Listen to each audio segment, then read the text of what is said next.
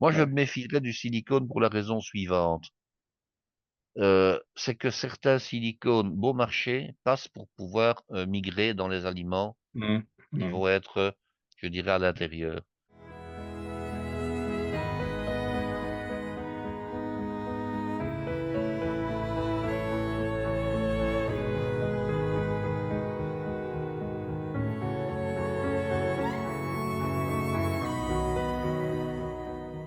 Alors, venons-en au thermomètre. Ah, là, les thermomètres, il y a beaucoup de choses à en dire aussi. Oui, il y a beaucoup. Oui. Parce qu'il y a beaucoup de modèles. Bon, il y a les modèles, je dirais, entre guillemets, mécaniques, si je peux dire, et alors il y a des modèles électroniques. Bon, on va d'abord parler des modèles traditionnels. Anciennement, les thermomètres étaient beaucoup utilisés à la fois par les pâtissiers et par les charcutiers, ceux qui devaient cuire du boudin, cuire des saucissons par pochage. Donc il fallait qu'ils contrôlent la température de leur marmite avec les liquides qui s'y trouvaient. Alors on vendait des thermomètres soit à alcool, soit à mercure, qui étaient des thermomètres artisanaux, qui étaient réalisés à la main, qui étaient soufflés à la bouche, avec une partie plongeante dans le liquide qui contenait le réservoir à mercure ou à alcool. Et puis vous aviez la partie graduée qui était le prolongement de cette partie-là avec un papier ou un bandeau gradué qui indiquait les degrés, hein. Et alors, évidemment, comme il y avait aussi une dilatation du liquide, vous aviez un capillaire, hein. Donc un capillaire, qu'est-ce que c'est? C'est un fin conduit, je dirais, extrêmement ténu, qui était capable de contenir cette montée de liquide. Et en fonction de la température atteinte par la boule, je dirais, de réception du liquide qui se trouve à la base, vous aviez le liquide qui montait plus ou moins. Alors quand c'était du mercure, c'était de couleur argentée, donc c'était pas toujours très visible. Alors on l'a remplacé par des substances de type alcoolisé, je pense, soit en bleu, soit en rouge, hein, qui montaient dans le Oui. capillaire, et là on voyait beaucoup Oui. plus facilement. Oui. Pardon. Alors ces thermomètres étaient dans des gaines, soit en métal, soit en plastique, hein. En métal d'abord, en plastique ensuite. Et alors, il fallait les nettoyer à chaque fois. Mhm. Excusez-moi. Il fallait les nettoyer à chaque fois parce que quand vous aviez le thermomètre qui était plongé dans un sirop de sucre, par exemple, hein, euh, ben, vous aviez toute la base du thermomètre qui était engluée de sirop de sucre ou de sucre caramel. Donc, Oui. vous deviez les nettoyer à chaque fois parce que sinon, vous aviez des problèmes d'hygiène. Ce sont des thermomètres qui marchaient très, très bien, qui étaient fragiles. J'en ai déjà cassé parce Ouais. qu'évidemment, la tentation, c'est Mhm. de temps en temps de retirer le corps du thermomètre proprement dit de son aiguille de protection, parce que c'est plus facile. Et puis, si vous n'êtes pas précautionneux, vous le cassez. Alors bon, quand c'est du mercure, évidemment, ce n'est pas une très bonne idée, bien entendu. Et alors, Mhm. ces thermomètres ont été remplacés très avantageusement par des thermomètres de type électrique et maintenant électronique. Donc, ce sont des thermomètres avec un espèce de clou d'aiguille que pardon, que vous pouvez ficher dans une pièce de viande, dans un liquide également. Alors, anciennement, c'était des aiguilles qui tournaient dans je dirais, un peu comme un gousset de montre, hein, sous une vitre de protection qui indiquait la température. C'était moyennement précis. Et tout cela a été remplacé avantageusement par des thermomètres vraiment électroniques maintenant, où Mhm. c'est un affichage digital. Et vous avez comme ça une température qui se prend au dixième de degré près, parfois même plus. Alors j'ai acheté à deux reprises des thermomètres professionnels dans ma carrière, mais qui coûtaient l'équivalent de 1 000 euros, hein. Ah Alors ouais. oui, oui, 1 000 euros, c'est quand même pas donné, Qu'est-ce parce qui que c'était. justifie ce prix? Alors qu'est-ce qui justifie ce prix? Ce sont des thermomètres qui fonctionnaient de deux manières différentes. Ils fonctionnaient à la fois avec une aiguille qui prélevait la température Mhm. dans laquelle vous plongiez l'aiguille, mais Mhm. également par laser de l'autre côté. Ah oui. Alors, bon, et alors le laser fonctionnait jusqu'à une dizaine de mètres de distance. Alors vous allez me Mhm. dire, oui, mais bon, ça sert à quoi d'avoir ce genre de thermomètre, En évidemment. cuisine, oui. Alors, c'était des thermomètres qui étaient utilisés. En Belgique, nous avons un organisme qui s'appelle l'AFSCA et qui a été créé après des gros problèmes qu'il y a eu en hygiène alimentaire, entre autres les œufs à la dioxine, etc. Bon. Et alors, l'AFSCA est donc un organisme national qui a son pendant francophone, bruxellois et flamand, et qui contrôle tous les établissements, que ce soit les abattoirs, que ce soit les poissonneries, les élevages, les cuisines, enfin, il contrôle tout où se trouve quelque chose qui peut se manger ou qui peut être un jour amené à être mangé. Mhm. Et alors, j'avais discuté avec mon fournisseur de matériel et je dis, bon, on me dit, écoutez, voilà, il y a ce thermomètre-là, mais si vous voulez, on peut le faire étalonner. Alors, l'appareil que vous achetez va dans un centre d'étalonnement ou d'étalonnage et là, il va être étalonné pour être précis au dixième de degré près, mais tenez-vous bien, sur une plage qui va de quasiment moins 200 degrés jusqu'à 1200-1300 degrés, hein, donc c'est une plage énorme, hein. Oui, en Alors bon, effet. il a un gros avantage, c'est c'est qu'il est extrêmement précis. Et quand vous avez une visite de l'AFSCA qui vient avec le même thermomètre, vous dites, ben écoutez, moi aussi je prends enfin, je prends les températures des aliments et j'ai le même thermomètre que vous qui est étalonné. Bon, voilà, donc vous avez une crédibilité. Ça, c'est la justification. D'accord, d'accord. Alors, Et- le seul problème, c'est que bon, ce thermomètre est relativement fragile. Alors, j'ai un jour eu la blague, hein, j'étais en pâtisserie, je demande à une élève de nettoyer la pointe du thermomètre. Qu'est-ce qu'elle fait? Elle me plonge le thermomètre entier dans le bac de lavage, dans l'évier, évidemment. Autant vous dire, j'ai récupéré le thermomètre tout de suite, mais il n'a plus jamais fonctionné, donc j'ai dû en racheter un, quoi. Mhm. Donc, voilà, il faut être prudent quand on s'en sert. Quand on s'en sert en tant que particulier, on est forcément prudent. Quand on a Mhm. des élèves ou des apprentis, ça risque de poser problème. Alors, Oui, on oui, oui. trouve maintenant des thermomètres électroniques à des prix beaucoup, beaucoup plus intéressants.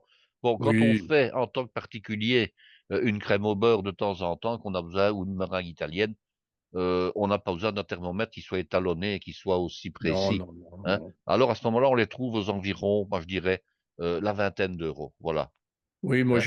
Et j'utilise on un a même de thermomètre. très, très beaux modèles à poignée qui permettent avec un laser de voir la température Oui, c'est un infrarouge en fait. à C'est ça, c'est l'infrarouge, oui, voilà, je dis un comme un laser, c'est un revolver. infrarouge, un C'est genre ce de que j'ai. revolver, voilà. Ouais, Et ça, c'est très, très utile. tout Dès le à fait. moment où vous voulez commencer à faire un peu de travail du chocolat, ou bien faire un petit peu plus de pâtisserie où l'emploi d'un sirop de sucre chaud est nécessaire, vous utilisez ce genre de thermomètre. L'investissement est raisonnable, hein, il est tout à Tout à fait fait. raisonnable et il se justifie. Voilà, je n'ai Oui, oui. Moi, pas d'autres mots, vous l'utilisez j'utilise sans ce problème. thermomètre infrarouge pour mesurer la température de ma poêle qui est en métal. Oui, par exemple, Je n'ai pas de téflon, je n'aime pas ça. Et parce qu'il faut travailler avec des poêles chaudes de manière à ce que ça ne colle pas à la cuisson.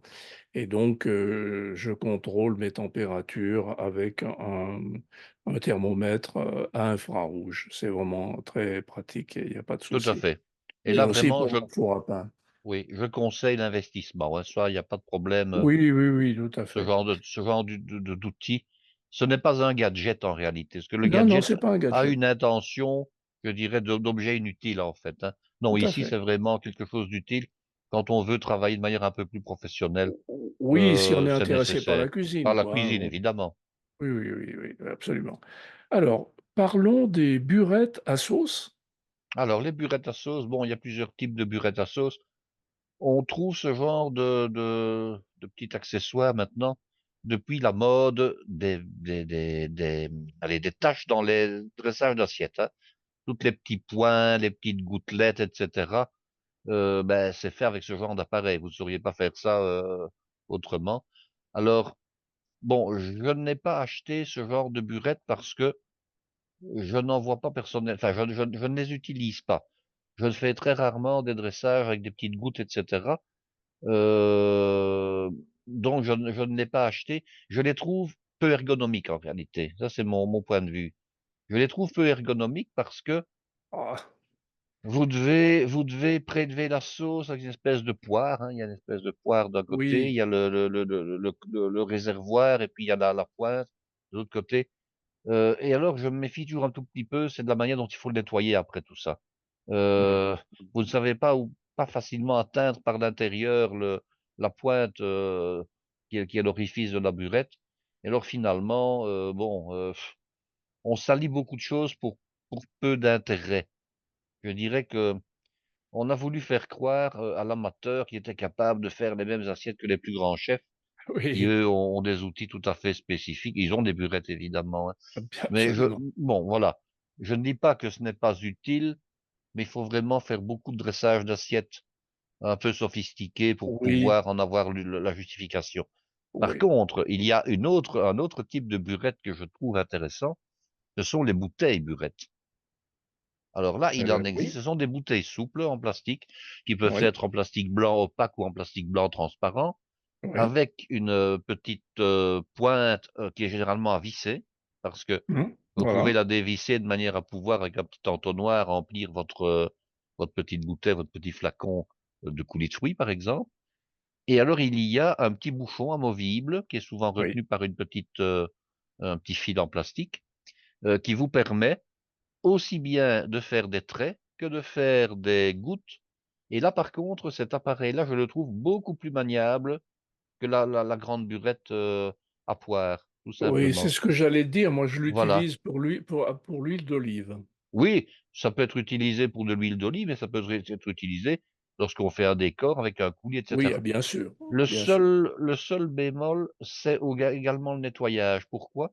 Oui, Parce que vous avez des angles. Alors l'angle inférieur, qui est un angle droit, hein, même si l'appareil lui-même est cylindrique, vous avez quand même un angle à un moment donné. Vous en avez un qui est dans le fond. Là, vous savez encore l'atteindre avec, disons, divers artifices de nettoyage. On peut encore y aller. Par contre, l'angle qui se trouve au-dessus est beaucoup plus difficile à atteindre. Alors, si vous mettez un liquide très fluide dedans, un bon détergent, vous secouez, vous y arrivez. Pour ça, vous devez mettre à ce moment-là les fameuses perles ou les fameux fils à nettoyer les carafes. Donc, ce sont des espèces de perles en acier enfilées sur un fil également en acier, qui ressemblent un peu aux chaînettes des anciens bouchons de baignoire de salle de bain. oui, Alors, ces petites billes d'acier sont maintenant très courantes dans les quincailleries parce qu'on s'en sert, entre autres, pour nettoyer les carafes à vin. mmh, Et alors l'avantage, parce qu'avant on vendait des petites billes en acier, mais séparées les unes des autres. oui, Et puis il fallait les récupérer quand on avait utilisé les billes, tout simplement en utilisant un filtre particulier, un genre de passoire à thé dans lequel on versait le liquide sale, hein, et puis il fallait rincer les petites billes, il fallait les sécher une à une, enfin, pas dire une à une, mais il fallait les faire sécher pour ne pas qu'elles gardent du liquide sali, hein, et qu'elles sèchent avec. Tandis qu'on a eu l'idée de mettre ces petites perles-là enfilées sur un fil. Donc ça ressemble à une chaînette de bouchons finalement, oui, hein. Et oui, quand on en récupère une, ben, on récupère tout le fil finalement, hein. C'est très facile à utiliser. Alors on doit absolument. utiliser ce genre de petits artifices pour nettoyer les burettes là où c'est le plus difficile à atteindre. Mais ça, par contre, je conseille. Ça ne coûte pas très cher. Il y en a Oui, de oui, toutes les contenances, hein. Il y en a d'un oui, litre, il y en a d'un demi-litre, il y en a de 2, 3 décilitres. Donc je conseille vraiment ce genre de absolument. petites burettes parce que bon, vous allez vous en servir aussi bien pour des coulis que pour des sauces froides, même de la mayonnaise un peu Mmh, liquide, ça va fonctionner. mmh. Le seul bémol, c'est que si vous devez vous en servir pour un liquide chaud, vous risquez de vous brûler les mains parce que bon, vous allez devoir utiliser tenir la burette par le corps. Et si elle contient un liquide qui est à 80 ou 90 degrés, ben, ce sera un peu plus difficile à utiliser. Mmh. Et d'autre part, certains liquides peuvent très bien colorer à la longue le plastique. Ça, c'est aussi autre chose. Oui, Et alors maintenant, on fait une grosse campagne je dirais, d'avertissement pour certains plastiques, hein, les bifastes, les ceci, oui, les oui, oui, cela. oui. Bon, ça, c'est encore à voir ce que ça va donner. Règle à retenir, ne pas laisser, je dirais, un produit trop longtemps dans la burette en question, parce que, il y a un risque éventuel de passage de certaines molécules dans le liquide. Mais en Mmh. règle générale, quand on met un coulis de framboise pour garnir une assiette, ben, après ça, on vide la bouteille, on ne le laisse pas pendant des jours et des Oui, jours dans la bouteille oui, en oui, question. absolument. Alors, parlons de l'aiguille à brider. Alors, l'aiguille à brider, c'est finalement une espèce d'alène. Alors, une alène, qu'est-ce que c'est? C'est une aiguille de matelassier, hein. Les matelassiers utilisaient Oui. ces aiguilles lorsqu'ils devaient coudre, je dirais, les matelas qui contenaient de la laine. C'est le cas de le dire, hein, de la laine, mais écrit autrement, évidemment. Mmh mh. Il fallait alors les tapissiers utilisent d'ailleurs toujours encore ce genre d'aiguille. Il y a plusieurs types, hein. Il y a le modèle à lame. étroite, un peu comme un clou qui serait percé d'un chat à la fin. Et puis vous avez les modèles à lame en lancette. Alors ce Mmh sont mh. souvent des modèles à lame en lancette qu'on trouve en restauration. Modèle qui est relativement dangereux. Je vais vous raconter une petite anecdote. Je vous parle de l'époque où j'étais donc responsable d'école hôtelière. Alors il y avait, je ne dirai pas son nom parce que je ne tiens pas si elle m'écoute, parce qu'elle puisse se reconnaître, ce serait déjà suffisant comme ça. Il y avait une petite jeune fille qui était en deuxième année d'études, donc l'équivalent d'une quatrième sur 6 ans de secondaire. Elle était particulièrement désagréable et acariâtre avec tout le monde, hein, y compris avec ses collègues dans la classe. Alors elle se trouvait un jour à un poste, hein, je dirais au poste communal où on prépare la nourriture pour le personnel. Et là, comme on dit, elle en faisait voir pire qu'à pendre à toute l'équipe, à tous les autres élèves. Alors il y en a un qui s'est emparé de son aiguille à brider et qui lui a enfoncé l'aiguille dans la fesse. Oh! Mais profondément, hein, Oh! pas sur 1 centimètre, hein, il avait vraiment enfoncé toute la lame. J'en ai des frissons rien qu'à y penser parce que immédiatement, évidemment, elle s'est mise à hurler. Elle a attrapé une tache de sang sur son pantalon qui faisait 10 centimètres de diamètre, évidemment. Elle a été conduite à l'hôpital.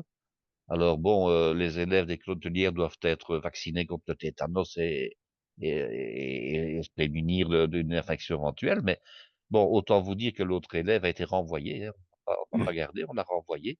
Mmh. Mais autant vous dire que bon, ça peut faire très très très très mal, surtout si c'est une lame en lancette, parce que la lame en lancette, elle va faire une largeur de plusieurs millimètres, hein. Elle va faire Ouais, une largeur qui est au moins de 3 fois la largeur du corps de l'aiguille proprement dite, hein. Donc ça peut faire des dégâts et ça fait certainement très très très très très très mal. Là, je n'en doute pas un seul instant. Alors tout à fait. l'aiguille à brider, elle est utilisée lorsqu'on doit ficeler les viandes et principalement les volailles. Alors Oui, quand on sur achète un l'étonnement. poulet, généralement, il est déjà bridé avec un genre de fil élastique. Mmh. Je parle des poulets qu'on achète en grande surface. Le professionnel va travailler différemment. Il va brider en faisant passer le fil à la fois dans les ailerons de la volaille, sur les côtés de la volaille, mais également dans le bout des pattes, de manière à bien serrer la volaille avec ses pattes et ses ailes autour du corps même de la volaille. Alors, ce n'est Mmh. jamais qu'une question de présentation, hein. En réalité, le fait de brider la volaille ne va pas faciliter la cuisson. Pourquoi? Parce que finalement, là où les parties les plus difficiles à atteindre par la chaleur, c'est l'intérieur des cuisses, donc la partie qui est située entre les cuisses même et le corps de la volaille, c'est là que la chaleur va arriver le moins facilement. Le fait Mmh. de brider, on va resserrer la volaille et empêcher encore plus la Oui, chaleur d'y arriver. Par on contre, augmente l'épaisseur. on augmente l'épaisseur. Par contre, au niveau de la présentation, un poulet qui est bridé est infiniment plus Mmh. présentable et plus beau. Mmh. Surtout à l'époque où on servait des poulets entiers au restaurant Mmh. et où on les découpait devant le client. Mmh. Donc, il fallait que la volaille ait une très très belle présentation. Donc, on devait les brider pour que cette présentation-là soit, je dirais, à son optimum. Alors maintenant, vous pouvez regarder, hein, vous allez devant dans des rôtisseries, sur les marchés, vous allez n'importe où, il n'y a plus aucune volaille qui est bridée, hein. On vous enfile les poulets sur les broches, on vous les met dans les bacs à rôtir, des rôtissoirs. Bon, il n'y a plus personne qui bride. Pourquoi? Sauf chez les volaillers spécialisés, hein, où on vous Oui, vend encore des oui, poulets de Bresse, etc. Bon, là, on va encore brider les volailles. Mais sinon, bon. Alors, d'autres artisans qui utilisent l'aiguille à brider, ce sont les bouchers. Hein, les oui. bouchers, qui sont souvent bouchers et volaillers, vont parfois avoir besoin de l'aiguille à brider. En fait, l'aiguille à brider, elle sert à passer dans la viande là où ben, le fil ne va pas entrer spontanément. Vous devez faire un trou et vous devez coudre. Quand il faut coudre une volaille, vous avez besoin d'aiguilles à brider. Lorsqu'on fait une pièce farcie, par exemple, et lorsqu'on Mmh. doit refaire une véritable couture, hein, faut distinguer le ficelage de la couture, hein. Ficeler, on sait le faire simplement de manière extérieure en maniant correctement la ficelle. Hein, lorsqu'on met par exemple une barre de lard sur certains rôtis, ben, ça se fait sans aiguille à brider. Mais dès le moment où vous devez coudre, il vous faut l'aiguille à brider. Voilà. Très bien. La Alors, pour corne, revenir à ça, ça ne pardon. coûte pas très cher, hein. Oui, oui, ça ne Ça coûte ne pas coûte très pas cher, très oui, cher. tout à fait. Bon, donc, c'est un investissement qu'on peut faire. Maintenant, Je Mais dirais bon, pour il le faut en a particulier, il est plus anecdotique qu'utile, hein, finalement. absolument, absolument, on va pas, jamais moi je n'ai pas ça. Non, Je voilà. ne me sers pas de ça. Alors parlons de la corne. Alors, petite, remarque, il faut distinguer la corne du coupe-pâte. La corne peut quelquefois servir de coupe-pâte, mais par contre, le coupe-pâte ne peut pas servir de corne. Alors, Mmh. caractéristiques de l'un et de l'autre, puisqu'il vaut mieux parler des 2. Le coupe-pâte est souvent utilisé, enfin, est toujours utilisé d'ailleurs par les pâtissiers, les boulangers. Vous avez en règle générale un manche, une poignée plutôt, une poignée en bois, mais qui est simplement, un manche, long d'une dizaine de centimètres, Oui, c'est un arrondi, cylindre. Mmh. un cylindre, hein, dans lequel Ouais. une lame est fichée, une lame en métal, hein, une Mmh, palette mmh, en mmh, métal, mmh, plus ou moins épaisse, mmh. arrondie à ses angles à la base, et ça sert à racler les surfaces sur lesquelles, pardon, vous avez préparé une pâte, que ce soit une pâte levée, une pâte sablée, une pâte brisée. Ça permet de ramasser les miettes de pâte, et de les ramener vers le Mmh. centre, là où vous allez rouler la pâte pour les amalgamer, voilà. Ça, c'est le Mmh coup de mh. pâte. Ça vous permet Mmh mh. également de couper les pâtons en morceaux, Mmh hein. mh. Vous avez un Mmh. pâton d'1 kilo, vous voulez faire, 2 pièces de pain ou 2 pièces de brioche, vous allez couper la pâte avec le coupe-pâte et non pas avec un couteau parce que c'est plus facile, c'est plus pratique Mmh. d'un objet qui est Absolument, multifonction. tout Voilà. à fait. Ça, si vous faites de la pâtisserie de type boulangère, je vous conseille d'acheter un coupe-pâte, ça ne coûte pas très cher du tout, pas très Mmh. cher du tout. Mmh mh. Alors la corne, c'est un peu la même chose, si ce n'est qu'il n'y a pas de, je dirais, de manche de préhension et Mmh. que c'est actuellement en plastique. Alors, ça s'appelle une corne pourquoi? Parce que je pense qu'à l'origine, c'était de la corne animale, hein, je parle Ah d'il y oui, a c'est des ouais, dizaines d'années évidemment, c'est avant que bien les plastiques possible, oui. n'apparaissent. Je Oui. pense, bon, je n'en ai pas trouvé, mais je crois que j'en ai vu une fois une photo sur internet. Je pense qu'on prenait de la corne de bœuf ou de vache. Mmh. Et qu'on fendait la corne parce que si vous savez peut-être, mais la corne d'un bœuf, elle est creuse, hein, c'est un genre de Mmh mh. cornet. Mmh mh. Donc Mmh mh. j'ai l'impression qu'on devait récupérer les cornes dans les abattoirs, on coupait la pointe qui n'est pas, elle, creuse. On avait à ce moment-là une espèce de tube qui était, je dirais, un peu évasé.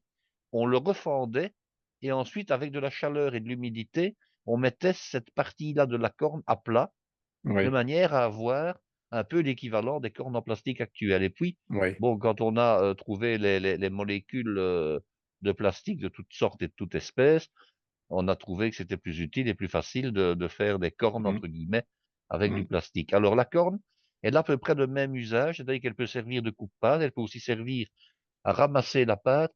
Elle est biseautée, hein, contrairement au coupe-pâte qui lui n'est généralement pas biseauté, qui lui est droit, des Mmh. 2 côtés sans biseau à la lame. La corne, elle, elle est biseautée parce qu'elle permet également de racler les ustensiles. Mmh. Beaucoup de professionnels s'en servent pour racler des culs de poule. Oui, Donc vous avez battu des blancs d'œufs, vous avez, battu de la génoise, de la absolument. chantilly, vous avez une crème au beurre dans un cul de poule. Eh bien, la corne, on utilise la partie arrondie, c'est la différence. Le coupe-pâte, lui, a une lame qui est tout à fait, ou carrée ou, rectangulaire. Avec simplement les angles légèrement arrondis. La corne, elle, elle est droite d'un côté et elle est, en forme Courbe, de courbe de croissant, de demi-rond, oui voilà, oui. de Mmh. l'autre côté et elle s'adapte assez bien, aux ustensiles arrondis du type cul-de-poule, voilà. Oui, oui, Et je alors on confirme. se sert du côté biseauté, le côté biseauté va longer la partie métallique ou la partie, disons, arrondie de votre ustensile, tandis que la partie plane va, elle, servir à évacuer la marchandise. Alors moi, je ne m'en suis jamais servi pour cet usage-là, ou très rarement, parce que j'ai toujours préféré la maryse, hein. Oui. Et alors la corne peut un peu rebuter parce qu'elle est relativement rigide. Sa Mmh. souplesse est relativement faible par rapport à la maryse, qui elle va Mmh. bien épouser les et alors c'est une question d'entraînement, une question d'habitude, hein.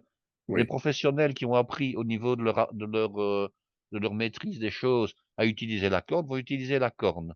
oui, La oui. corne par contre, elle a un gros avantage, c'est qu'elle peut être utilisée lorsqu'on doit remplir une poche. Donc Oui, lorsque vous c'est remplissez vrai. une poche, vous prélevez la matière avec la corne et vous vous en servez pour remplir la poche. Là, par contre, je me suis très souvent, évidemment, servi de la corne, pour cet Évidemment, usage-là, pour bien sûr. remplir une poche, voilà. Oui, oui, Donc oui. ça ne coûte pas cher, hein, ça coûte, moins Oui, d'1 € pièce généralement. Donc là, je conseille vraiment l'achat. C'est utile, ça sert, en avoir une, en avoir une deuxième d'une taille un peu différente. Il y en a de très grandes, hein. Vous avez Oui. des cornes qui font 10 centimètres de diamètre, vous en avez d'autres qui font 20 centimètres, hein. Vous avez vraiment des Mmh. cornes Mmh. de toutes les tailles. Mmh. Le taille carottes et courgettes. Alors, le taille carottes et courgettes, c'est un ustensile relativement neuf. Je dirais qu'il y a peut-être 15, 20 ans maximum que ça doit exister à ma connaissance, hein. Ça ressemble en fait à un taille-crayon. Donc vous Mmh. avez une partie conique qui est garnie de lames crantées très souvent. Et alors vous introduisez la courgette, vous introduisez la carotte, et puis vous tournez comme un taille-crayon de manière à faire des lamelles ou des fils, un peu comme des spaghettis ou de la julienne. J'en ai acheté un parce que je voulais savoir comment ça fonctionnait. Je n'ai pas trouvé ça de manière extraordinairement pratique. Je le dis honnêtement. Il faut un certain effort pour faire tourner la carotte, par exemple, qui est un légume plutôt dur dans le fameux taille-crayon, je vais dire. Mmh. Le résultat ne m'a pas paru ultra génial, d'une part, et d'autre part, à un moment donné, vous ne savez pas aller jusqu'au bout, hein. Vous Mmh. arrivez, lorsqu'il vous reste finalement 7, 8 centimètres, 7 centimètres de carotte, vous n'avez plus suffisamment de prise que pour pouvoir le faire tourner efficacement dans l'ustensile. Alors Mmh. pour moi, ce n'est pas la chose que je conseillerais en premier lieu. Si vous voulez faire de la julienne de carottes et que vous n'avez pas l'aptitude, je dirais, à tailler des légumes au couteau comme un professionnel, il y a un autre ustensile qui pour moi est bien plus pratique. Mais je mets quand même encore des guillemets au côté pratique, hein. C'est un genre d'économe avec un jeu de double lame, c'est-à-dire que Oui. vous avez une lame plane qui sert à couper, je dirais, dans un sens, et vous avez sur la même lame des petites aspérités, des petites dents relevées, qui elles vont tailler, je dirais, la julienne en même temps. Donc Mmh. vous avez Mmh. à la fois au cours d'un même, je dirais, d'un même usage, vous avez à la fois de la julienne qui se fait sur des longueurs assez importantes. Vous pouvez faire de la julienne comme ça, dans des asperges, dans des salsifis, dans des Oui, oui. carottes. Bon, le seul bémol que je vais, mettre, dont ça ne coûte pas trop cher, on le trouve ça dans quasiment toutes les grandes surfaces, c'est que si votre lame n'est pas bien faite, bien usinée, elle ne va pas couper, je dirais, tout correctement, et vous allez avoir de la julienne qui est tâtonnante, qui ne va Mmh. pas qui ne va pas, je dirais, séparer les fils les uns des autres. Ça c'est le désavantage. Donc je dirais que de nouveau, à voir. Très pratique pour faire de la julienne avec, par exemple, la peau de la courgette, hein. Vous Mmh. épluchez vos courgettes vertes avec cet appareil, vous allez avoir de la belle julienne très longue de courgettes vertes, courgettes jaunes, courgettes, vert clair, courgettes blanches, tout ce que vous voulez. La julienne de carotte est déjà un petit peu plus difficile parce que la carotte est plus résistante. Mmh. Donc vous Mmh. devez à la fois maintenir la carotte fermement de la main gauche et appliquer avec une certaine poussée, votre économe à julienne avec la main droite, tirer, je dirais, vers la droite. Ça demande un peu de dextérité, ça demande un Bon, peu d'entraînement, on pose la mais carotte sur le plan de travail oui, et puis oui, après avec la main droite on tire. oui, c'est ça, mais On je tire dirais à que pareil. ça demande un peu de, Oui, je dirais un peu de dextérité, un peu c'est d'entraînement, vrai, mais c'est je vrai. conseille cet appareil-là plutôt que le fameux taille-carotte, dont Ah on a oui, oui, parlé oui, oui, oui, oui, précédemment. oui, absolument, Tout à fait. absolument, absolument. Alors, eh bien alors, venons à l'image qu'il y a derrière moi, les râpes microplanes. Alors, ben, on va parler des râpes en général, hein, de toute façon, Oui. et de la microplane en particulier. Alors, les râpes en général, bon, anciennement, on utilisait des râpes pour râper du fromage chez soi. Alors, ça se Mmh. présentait, ça se vend d'ailleurs toujours, sous forme de râpe ayant un peu la forme un peu pyramidal tronqué, comme ça, avec une poignée au-dessus. Et vous aviez deux ou quatre types de tailles différentes, Oui. latéralement. C'est un appareil qui est très, très ancien, hein, qui a vraiment des dizaines et des dizaines d'années, qu'on utilisait pour râper du fromage. Et alors le produit, râpé se trouvait à l'intérieur de l'appareil quand vous aviez, râpé, hein, et ça, ou alors quand vous le teniez, en l'air, si je peux dire, au lieu de le mettre sur une planche, ben, vous aviez la râpure qui coulait par le milieu de l'appareil. Bon, Mmh. ça existait en fer blanc anciennement, ma grand-mère en avait un. ce qui veut dire que ça rouillait, hein, c'était pas très sain. Et puis, ça a été remplacé par de l'inox, voilà. Alors, on a inventé, mais alors je ne sais pas vous dire si c'est depuis 4 5 ans ou un peu plus, des râpes microplanes. Alors, la râpe microplane, c'est au départ un produit qui vient des États-Unis, c'est un produit américain, j'ai vérifié. Il y a toute une série de, je dirais, de modèles différents. Vous pouvez, j'en ai acheté 2 ou 3. Il y a des copies actuellement, qui marchent tout aussi bien, pour connaître que c'est pas un problème de Mmh. marque. On pourrait dire: «Tiens, oui, il y a certainement des copies qui marchent moins bien, mais celles que j'ai trouvées marchent tout aussi bien». Ça coûte une vingtaine d'euros pour une râpe. Vous avez des petites, échancrures qui vous font vraiment, de la petite râpure de zeste, par exemple, comme celle qui se trouve derrière vous. Donc là, on les utilise pour les agrumes. C'est un peu à la mode, je Oui, dirais c'est les vrai. grands chefs maintenant, qui Oui. font, je dirais soit de la cuisine asiatique où on met un petit peu de zeste de citron, ou bien les pâtissiers qui, vont, mettre des zestes d'agrumes de toutes sortes, Oui, oui, hein, oui, dans une recette. Bon, je prends ma microplane et puis voilà, je c'est très râpe 2-3. tendance. C'est très tendance, c'est très tendance. Oui, oui. Voilà, on s'en sert pour tout. Bon, C'est il y pour en a. faire parler les copains. Oui, c'est ça. Il y en a qui utilisent ça aussi pour râper, par exemple, de la carotte, mais on n'a pas, quelque chose pour moi d'intéressant. Quand on râpe Non, des carottes, on a non, une non. espèce de bouillie de carottes. Bon, Oui, oui. autant je dirais que c'est utile pour, par exemple, des fromages durs de type parmesan, hein, OK, ça, il y a aucun Oui, oui, problème, oui, ça va absolument, très, oui. très bien marcher. Des Oui, fromages un petit peu plus tendres comme les comtés, les ça ne gruyères, va pas les du tout. emmental, ça va aussi marcher, un Oh, petit peu moins bien, un petit peu oui, moins oui, bien que le oui. parmesan. Il y en a Mmh. qui l'utilisent même pour le noix de muscade. Bon, Ah personnellement, je vous oui, ça dirais pour la oui, oui, muscade, oui. oui, mais la noix de Ouais. muscade, l'ancienne râpe aux noix de muscade est performante, hein. Je vais dire que Oui, oui, oui, et oui. alors, surtout, c'est que la râpe aux noix de muscade traditionnelle, elle ne présente pas vraiment de danger à s'en servir.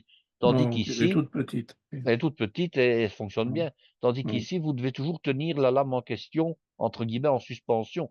Ou alors vous devez la Oui. poser sur la base, sur une planche, mais à ce moment-là, vous avez, je dirais, votre râpure de noix de muscade va se retrouver sur la planche. Mmh, Ce qui mmh, n'est mmh, pas mmh, bon. Alors on mmh. s'en sert également pour râper du chocolat. Oui, Voilà, ça marche aussi, voilà.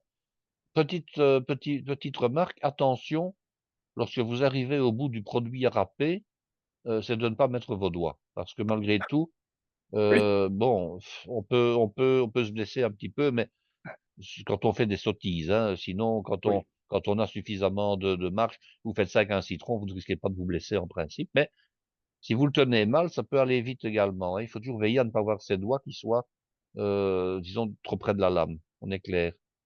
Alors je vous Absolument. dirais, le prix, la différence de prix entre les copies et la marque d'origine n'est pas énorme. Ce n'est pas du Mmh. simple au triple ou au quadruple, hein. Ça Mmh reste mh. toujours un produit relativement cher et alors si vous voulez avoir plusieurs types de granulométrie, vous devez acheter chaque fois un modèle différent. Donc, Oui. si vous achetez par exemple l'original qui coûte une vingtaine d'euros pièce, vous voulez 4 granulométries différentes, vous en avez pour 80 € d'investissement, hein. Mmh, mmh, mmh. Donc, on monte vite dans les prix. Moi, je dirais qu'en avoir une ou 2, pardon, c'est bien. Au-delà, bon, Oui, vous voulez oui, faire allez, vous voulez faire des zestes de citron, hein, enfin, quand je dis des zestes, je ne parle pas d'une julienne, je parle d'une poudre, hein. oui, Beh, vous oui. prenez un économe, vous zestez votre citron, vous le mettez sur la planche, ou bien vous utilisez la roulette suisse, ou bien un simple couteau et vous Oui, hachez ça va très bien. vos zestes de citron, vous avez la même chose. Oui, oui, Ça prendra un absolument. tout petit peu plus de temps, ça sera un peu moins spectaculaire, Oui. hein. Si vous tournez des vidéos, évidemment, hein, on prend sa râpe microplane, on se met au-dessus de la Ah casserole et on oui, met ah quelques oui. râpures, mais je dirais que d'un point de vue On se la pète on se la avec pète ça. un petit peu, mais au Oui, point de vue oui, efficacité, il y a d'autres appareils et un simple couteau qui permettent de faire la même chose, il y a pas de problème. absolument. Les pochettes à épices à courbouillon. Oui, alors ça, ce sont des pochettes en plastique très souvent. Je me Oui. demande s'il n'en existe pas également en tulle, disons, nylon, résistant à Ah la oui, chaleur, mais c'est oui, possible, oui, oui. mais j'en connais, moi j'en ai acheté ce sont des espèces de petits boîtiers en plastique en fait, hein, Mmh, mmh. avec un petit artifice pour les suspendre Alors, il y a un petit clips dessus. Vous Mmh. mettez vos épices là-dedans. Par exemple, bon, imaginons, hein, vous voulez mettre un clou de girofle et vous ne voulez pas le mettre sur l'oignon pour pas qu'il se perde dans le bouillon. Bon, vous pouvez mettre vos épices là-dedans. Alors, personnellement, je dirais que c'est plus un gadget qu'autre chose. Ça ne coûte pas très cher, mais je n'en vois pas beaucoup d'utilité, sauf, je m'explique. Vous allez faire un bouillon, par exemple, un court bouillon. Vous voulez mettre certaines épices en particulier. Vous les mettez dedans. Pour moi, ça n'a pas d'utilité. Pourquoi? Parce que le court bouillon, après, vous allez le passer au chinois. Ah Donc, vous oui. allez quand même récupérer des épices. Donc, il n'y a pas de problème. Par Mmh. contre, vous voulez parfumer quelque chose que vous allez utiliser tel quel sans le passer au chinois. Là, par contre, c'est utile. Mmh. Hein? Donc, un petit peu à voir selon les usages. Voilà. Oui, oui, Bon, vous d'accord. voulez faire du vin chaud, par exemple. Là, dans le vin chaud, on met des épices. Alors, selon ce qu'on va utiliser, bon, je dirais le vin chaud, pour prendre cet exemple-là, vous mettez des zestes d'agrumes, vous mettez de la cannelle, vous mettez éventuellement un clou de girofle, enfin bon, des choses comme ça. Si vous utilisez un genre de samovar pour faire votre vin chaud, ben vous récupérez le liquide par le petit robinet en dessous. Si Mmh. vous utilisez une louche tout simplement pour prendre le vin chaud et le servir dans les verres ou dans les tasses, ben vous n'avez pas de problème non plus. Vous savez tout simplement avec un mouvement latéral de la louche empêcher qu'il y ait des choses solides qui viennent dedans et vous pouvez ne prendre que du liquide. Donc, je dirais que ça, c'est un petit peu gadget également, dans le sens Oui. où ce n'est pas Mmh. strictement Oui. utile. Ça peut être utilisé, mais je vais dire que bon, Mmh. Mmh. Mmh. Mmh. c'est encore nettoyé. Par contre, quelque chose qui pour moi est plus utile et qui aura exactement le même usage, ce sont les boules à thé. Ah oui. Ah Ah oui, oui, oui, oui, oui, parce que ça les boules oui. à thé en métal, plutôt que ces appareils-là en plastique, Mmh pour moi, les mh. boules à thé sont plus utiles parce que souvent, ça a peu l'apparence d'un petit œuf qui se visse et qui se dévisse à l'équateur de la boule. Mmh mh. Vous mettez Mmh. vos épices dedans, il y a une chaînette de suspension. Vous Absolument. mettez ça dans votre vin chaud, dans votre bouillon, dans tout ce que vous Tout à voulez. fait. Vous le récupérez après et en plus, vous pouvez même faire des infusions dans une tasse avec, ce qui n'est pas Tout à possible fait. avec l'autre, hein. Oui, oui. Alors, Tout à sans fait. compter que la boule à thé, très souvent, est en métal, hein, en Mmh. inox, tandis que les infusettes comme ça pour les bouillons, c'est en plastique. Alors de nouveau, je me méfierais de mettre du plastique qui est coloré, généralement un peu de couleur Mmh. fluo d'ailleurs, hein, rose, etc. Dans un liquide qui bouge, je suis persuadé qu'à la longue, il doit y Oui. avoir un passage Oui, de ça se substances délite, oui. plastiques dans le liquide, voilà. Oui, oui. Les billes pour cuisson à blanc. Alors les billes pour cuisson à blanc, plusieurs modèles, hein. Anciennement, alors je rappelle un peu à nos auditeurs ce que c'est que la cuisson à blanc. C'est la cuisson d'une pâte au préalable avant sa cuisson définitive. Alors, on conseillait anciennement, on va prendre le cas des pâtes feuilletées, des pâtes de type pâte à croûte biscuit, etc., des pâtes brisées, enfin bon. On conseillait parfois de cuire des pâtes à l'avance pour éviter leur remouillage. Mmh. Alors, quand est-ce que le remouillage intervient?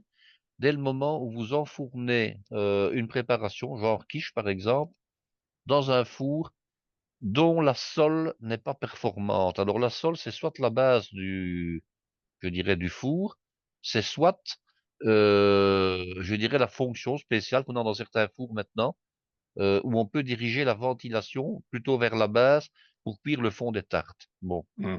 alors lorsque vous mettez un appareil à quiche, par exemple, dans une pâte feuilletée, heu, là où il y a la jonction des 2, si la pâte ne cuit pas suffisamment du fond, vous allez avoir, un effet de lard. Alors un effet de lard, qu'est-ce que c'est?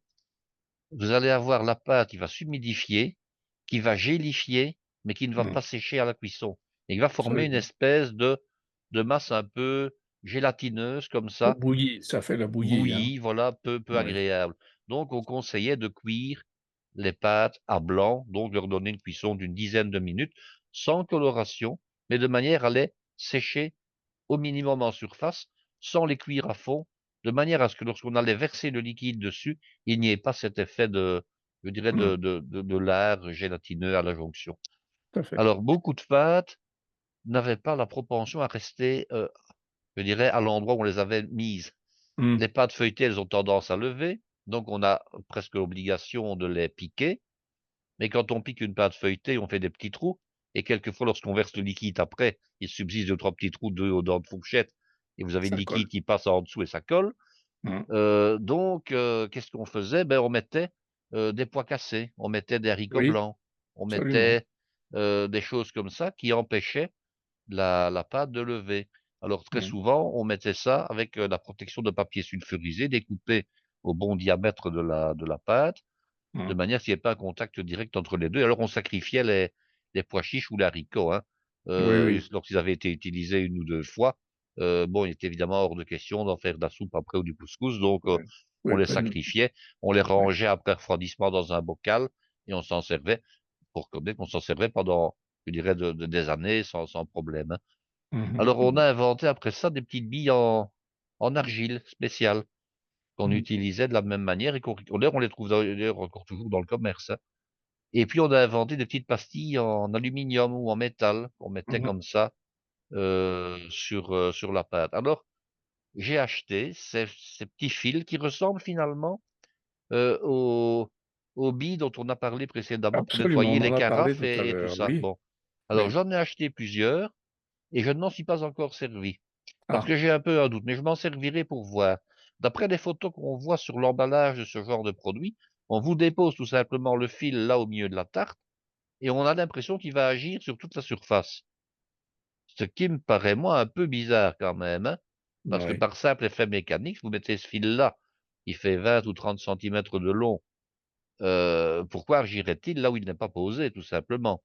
Donc Mmh. j'en ai acheté plusieurs en me disant: «Il faudrait certainement en mettre plusieurs». Je vais tester, mais j'ai un doute. En tout cas, j'ai un doute pour cet usage-là. Donc, je Oui. préconiserais plutôt l'achat de billes en argile ou en céramique qui vont recouvrir toute la surface de l'intérieur de la tarte, plutôt que, ces Mmh. fils en question, parce qu'ils coûtent relativement cher et n'en mettre qu'un seul au milieu Mmh. ne me paraît pas, fonctionner a priori correctement. Voilà, ça c'est mon point de vue. OK. Alors après, j'ai noté un truc, mais j'arrive pas à me relire, c'est à propos des macarons.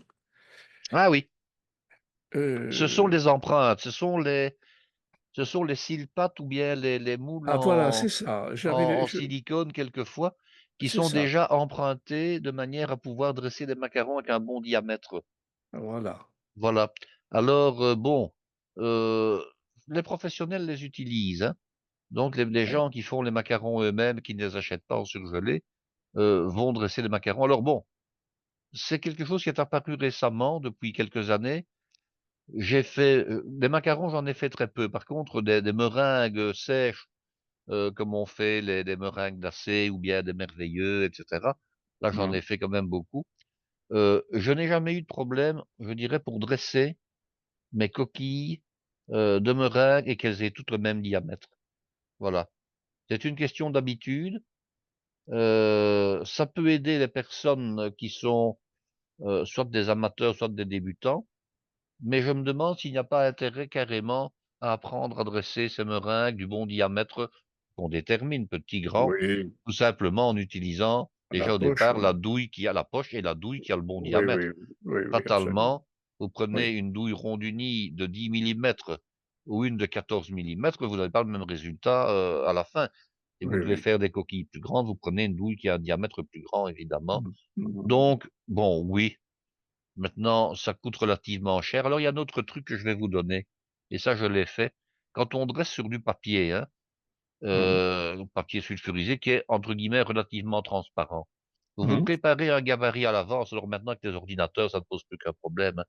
Donc moi j'ai déjà préparé des gabarits avec des ronds de couleur bleue, hein, vous prenez une couleur assez foncée mais qui se voit au travers du papier et vous disposez comme ça sur votre feuille. Alors vous prenez une feuille, non pas format A4 mais format A3 un peu plus grande, hein. Mmh. Et vous dressez à l'ordinateur comme ça toute une série de ronds espacés. Vous plastifiez votre feuille en question pour qu'elle soit protégée, hein. Souvent les plastifieuses, bon, ben, quand on n'en a pas, on demande à un ami qui a une plastifieuse de le faire et alors il suffit tout simplement de glisser, ce gabarit en dessous de la feuille de papier sulfurisé et puis de dresser dessus, tout simplement Mmh. et vous Mmh. avez un guide qui est en dessous. Bien sûr, il faut que les 2 feuilles ne bougent pas l'une par rapport à l'autre, hein, on est d'accord, Oui, ça, mais bien sûr. il y a moyen quand même de s'en servir assez facilement. Vous dressez comme ça avec un repère en dessous les, comment dirais-je moi, les macarons ou bien les Mmh. coquilles de biscuits ou ce que vous voulez. Et vous réutilisez ce gabarit, je dirais autant de fois que vous voulez, vu qu'il est plastifié, qu'il est protégé. Et ça vous coûtera moins cher que d'acheter les fameux cils-pattes avec déjà des petits ronds OK. dessus. Maintenant, si vous devez acheter des cils-pattes, hein, il en existe qui sont unis, alors il en existe avec ces ronds prédestinés. Prenez celui avec les ronds prédestinés, puisque vous devez quand même en acheter un. Mais si vous l'achetez exprès pour ça, ça n'en vaut pas la peine, par contre. Ouais, ouais. Alors Guy, on va terminer par les moules en silicone. Oui, les moules en silicone, alors, on en trouve de plusieurs qualités, de plusieurs couleurs, de plusieurs prix également. Alors, vous avez ceux qu'on vend très très bon marché, qui sont de couleurs, je dirais, variables. Vous avez des bruns, des bleus, des rouges, des jaunes, des verts fluo, des roses, enfin bon. Pour vous donner une idée, j'ai acheté ici récemment dans un magasin Action, et je pense que je vais en racheter, des moules qui étaient destinés à faire des barres de céréales. Donc ce sont des Mmh. moules qui contiennent des alvéoles de type parallélogramme, comme ça, de section carrée. Mmh Euh, mh. Ça coûtait moins de 2 euros pièce, pour vous dire, Mmh. pour huit empreintes. Bon, Oui. température jusqu'à 200 degrés, voilà. Quand ça ne coûte pas cher, pas de problème. J'en ai acheté des plus coûteux, qui eux coûtaient 8 euros. Avec toutes sortes de formes, des mini kouglof et cetera, pour faire des kouglof glacés, pas de problème. J'ai acheté également des moules en silicone pour faire, les cannelés bordelais. Ah oui? Je n'ai pas encore essayé, j'en ai acheté de petites dimensions et de plus grandes dimensions. D'après internet, on en dit beaucoup de mal parce que le véritable cannelé bordelais, bien croustillant, ne peut être réalisé que dans des moules traditionnels en cuivre étamé. Bon, Ah. qu'on vend également maintenant en cuivre avec inox à l'intérieur. Mmh. Pourquoi? Parce qu'il faut monter à température et que le métal, il faut bien le reconnaître, est quand même un meilleur conducteur de la chaleur que le Absolument. silicone, hein. Tout à fait, Faut bien tout à l'avouer. fait. Moi, je me Ouais. méfierais du silicone pour la raison suivante. C'est que certains silicones bon marché passent pour pouvoir migrer dans les aliments Mmh. qui Mmh. vont être, je dirais, à l'intérieur. Mmh mh. Bon, tant Mmh. qu'on n'en sait pas beaucoup plus, bon, mais on a quand même parlé pas mal du silicone et des migrations possibles. Dans le cas des prothèses mammaires, hein, bon, il faut Oui, pas absolument. comparer quelque chose qui n'est pas culinaire, mais enfin bon, Oui, qui est oui. quand même la Non, même mais matière, en oui. disant qu'on retrouvait maintenant le silicone dans toute une série d'organes des personnes Mmh, qui tout ont à eu fait. des Ouais. prothèses en silicone. Or, je fais évidemment la différence entre du silicone qu'on va porter pendant des années, 24 heures sur 24, comme une prothèse médicale, et un moule en Mmh. silicone qu'on utilise pendant le temps d'une cuisson. À la Mmh. différence près, c'est que la prothèse mammaire, on la porte à une température inférieure à 40 degrés, Mmh. tandis que le silicone, je dirais d'un ustensile de cuisson, on va le porter à 180, 200 degrés, ce qui est Mmh. une température beaucoup, beaucoup plus détériorante du produit que si on Mmh. l'utilise à température ambiante. Mmh. Donc, je ne sais pas. Les études sont en cours. Une chose est sûre, c'est que par exemple, dans le cas des cannelés bordelais, ce qu'on oublie, parce qu'on vous dit: «Oui, mais les moules en silicone, l'avantage, c'est qu'on ne doit pas les beurrer». Bon, autant vous dire que ça, c'est Tintin, comme on dit, hein. Heu, Si vous ne beurrez pas, si vous ne graissez pas votre moule, il y a quand même aussi beaucoup de chances pour que ça colle, hein.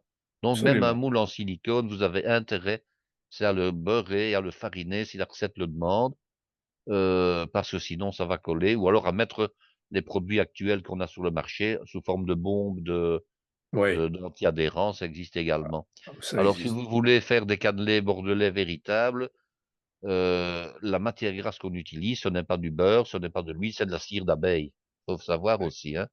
Mmh. Et c'est la cire d'abeille qui va donner ultérieurement ce croquant, ce Mmh. croustillant que Mmh. les autres matières ne vont pas donner de la même manière. Et ce n'est pas tellement le fait que ce soit un moule en silicone ou pas, même si je reconnais que le moule traditionnel en métal est infiniment plus performant et Oui. plus utile. La seule différence, c'est que le prix unitaire d'un seul moule à cannelé correspond à une plaque entière de moule en silicone. Ça, il faut le savoir Oui, oui, aussi. oui, oui, Et oui, alors, il oui. existe d'autres moules en silicone qui sont des moules noirs, qui sont munis d'un treillis tissé, qui le renforce. Ça, ce sont des moules professionnels, mais qui sont extrêmement coûteux. On est à plus de 50 € par moule, Ah oui. pour un tapis Mmh. de ces alvéoles. Bon, j'en avais acheté, mais j'ai racheté après d'autres moules moins onéreux, hein, qui coûtaient 8 €. Alors tout ça va être utilisé, pardon, pas de liaison dangereuse, Oui. va être utilisé, et je testerai je dirais plus D'accord. pleinement les différents moules et j'en reparlerai un jour Oui, quand oui. ça se présentera. D'accord, d'accord. Oui, j'allais oublier les moules à tarte à fond amovible. Ah oui, Ah, alors je vais parler des moules à et à tarte charnière. et à charnière. Alors ça, c'est très utile, les moules à tarte. Il en existe de plusieurs sortes, hein. J'ai fait pendant des années des quiches chaque jour, avec un moule qui me plaisait beaucoup. Je faisais la pâte feuilletée. Alors, il y a, on va dire, plusieurs types de moules à tarte que je vais expliquer, que je vais détailler un petit peu. Vous avez les moules, à bord lisse et les moules à bord festonné. Ça, c'est déjà une première chose. Oui. Vous avez les moules avec un rebord et les moules sans rebord. Mmh. Alors, pour Mmh. ce qui est des moules à tarte, comme on fait énormément de tartes en Belgique en pâte levée, il y a les moules hauts et les moules bas. Les moules hauts, c'est pour les tartes au fromage et les tartes au riz. Les moules bas, c'est pour les tartes aux fruits et les tartes au sucre. Là, vous pouvez utiliser sans problème un moule en métal, à bord lisse, hein, parce que la pâte levée ne va pas déborder et s'incruster dans le bord. Par contre, lorsque vous avez une pâte feuilletée, en règle générale, on découpe la pâte feuilletée avec un diamètre plus grand que le moule parce qu'il y a un effet de rétractation à la cuisson pour la pâte feuilletée. Donc, par prudence, on laisse à peu près 1 centimètre au niveau du bord de chaque côté. Le problème, c'est qu'après cuisson, très souvent, la pâte feuilletée ayant gonflé, elle s'est incrustée dans le bord festonné du moule s'il n'y a pas de rebord. J'appelle le Mmh. rebord cette espèce de petite aile qui fait 7-8 millimètres et qui dépasse à l'horizontale le bord du moule festonné. Et là, je vais être franc, n'achetez jamais un moule à bord festonné qui est droit. Prenez toujours un moule à bord festonné avec une petite aile de rebord. Sinon, vous allez aller avoir des déconvenues en utilisant de la pâte feuilletée. Vous allez avoir cette incrustation de pâte qui se produit quasiment automatiquement. Et quand vous devez démouler votre pâte, ça m'est déjà arrivé, bonjour les dégâts pour démouler la tarte du moule, hein. Vous la Oui, retournez sur une grille, mais vous devez quasiment avec un couteau aller découper tout le bord. oui, Et oui, quand c'est oui. un feston, c'est très difficile pour arriver à défaire votre moule je dirais, de la pâte dans laquelle vous avez mis votre composition. Alors, il existe des moules, souvent ce sont des moules festonnés d'ailleurs, à fond amovible. Alors, c'est Mmh. très utile quand vous devez démouler, mais c'est très dangereux à l'usage. Alors, c'est dangereux à la fois avant la cuisson et après la cuisson, et je vais expliquer pourquoi. Donc, ça demande beaucoup je dirais, de dextérité. J'avais ce genre de moule à l'école, et donc quand les élèves s'en servaient, ils n'étaient pas suffisamment prudents. Alors, comme la tarte, la quiche par exemple, était dans le moule, hein, euh, ils prenaient le moule par en dessous, un peu comme un plateau de sommelier. Et qu'est-ce qui se passait? Ben, vous aviez la partie de la base, le fond de la tarte, qui se désolidarisait du bord, puisqu'il est posé à l'intérieur, donc en le prenant par en dessous, vous le souleviez. Et finalement, vous vous retrouvez avec toute la quiche sur vos genoux, quoi, ou par terre. Donc ça, c'est très dangereux. Et alors, lorsque vous voulez démouler après cuisson, vous allez pratiquer de la même manière. Vous allez arriver avec votre moule, vous prenez par les deux côtés, ok, pas de problème. Et puis vous démoulez par en dessous à la main. Et vous vous retrouvez avec l'anneau brûlant sur vos poignets. Donc c'est très dangereux également. Donc il y a une technique pour démouler. Je vous l'explique, hein. Vous devez avoir sur votre plan de travail une petite boîte, genre boîte de conserve, genre un cercle à entremets de 4-5 centimètres de haut, par exemple, hein. Et vous devez poser votre moule à bord amovible, à fond amovible, sur sur ce cercle en question. Alors vous allez avoir à ce moment-là le cercle extérieur qui va se détacher, qui lui Mmh. va descendre sur le plan de travail, tout en ayant votre fond de tarte qui restera en suspension sur le cercle à entremets. Là, vous ne risquez absolument pas ni de vous brûler, ni d'abîmer quoi que ce soit. et ça se fera très facilement. Mais ne jamais vouloir démouler en le faisant à la main et en mettant la main en dessous du centre.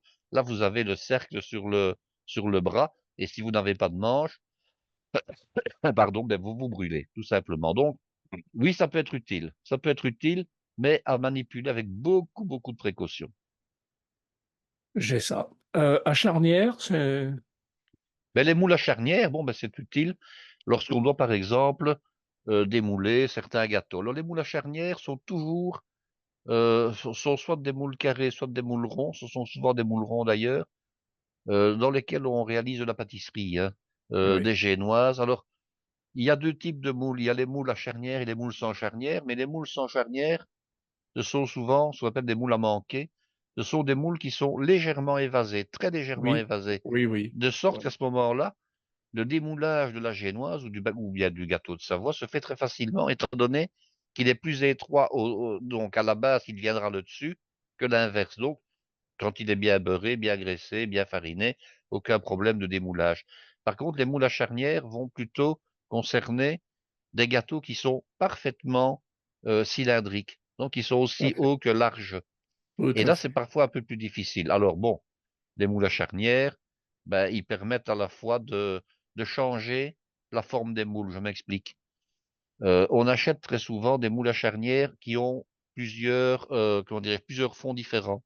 Vous avez des fonds plats, par exemple, et puis vous avez, avec la même charnière extérieure, un moule avec un tube au milieu qui sert à faire des grands babas, des grands savarins, Oui, un peu oui. comme des kouglof, etc. Bon, ça, c'est Ouais. l'avantage du moule à charnière, c'est de pouvoir justement, je dirais, utiliser plusieurs formes de cuisson possibles. Voilà, actuellement, on les réalise très souvent en matière téflonnée. Donc, question démoulage, je dirais que c'est pas tellement pour une question de démoulage, c'est plutôt pour une question, je dirais, de choix de forme qu'on va plutôt les acheter. OK, pas de problème. Il y a des moules à charnière pour moules rectangulaires également, ça existe. Oui, oui, c'est Euh, vrai. bon, pourquoi pas? Je dirais pourquoi pas. Mmh. Mmh. Mais bon, si vous n'en avez pas, vous savez cuisiner sans moule à charnière, il n'y a pas de Oui. problème.